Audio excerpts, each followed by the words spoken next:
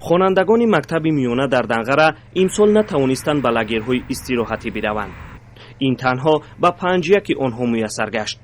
дар ҳукумати Данғара гуфтанд таътили бачаҳо асосан дар лагерҳои назди мактабӣ гузашта аст.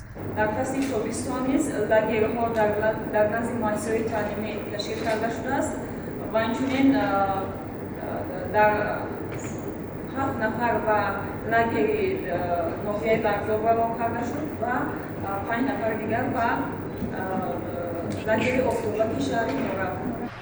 ҳар сол таътили тобистонаи кӯдакон аз моҳи июл то август давом мекунад.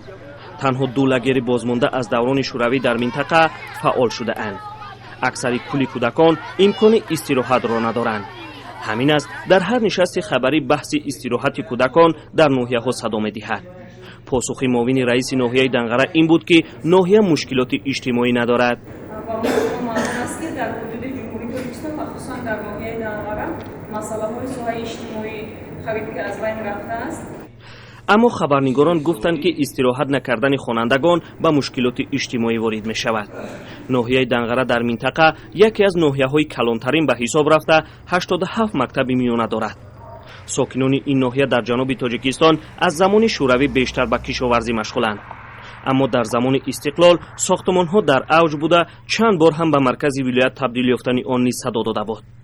президент ҳар бор ба зодгоҳаш ояд чандин иншооти навро боз мекунад. дар ҳукумати Данғара ҳам гуфтанд ки ҳоло сохтмони 3 мактаби дигар ҷараён дорад. аммо хабарнигорон борҳо аз кай бунёд шудани истироҳатгоҳҳо ҳам савол кардаанд. лекин ҳеҷ яке аз масъулини ноҳия посухи дақиқ надоданд ки дар Данғара лагерҳои истироҳатӣ бунёд мешавад ё не.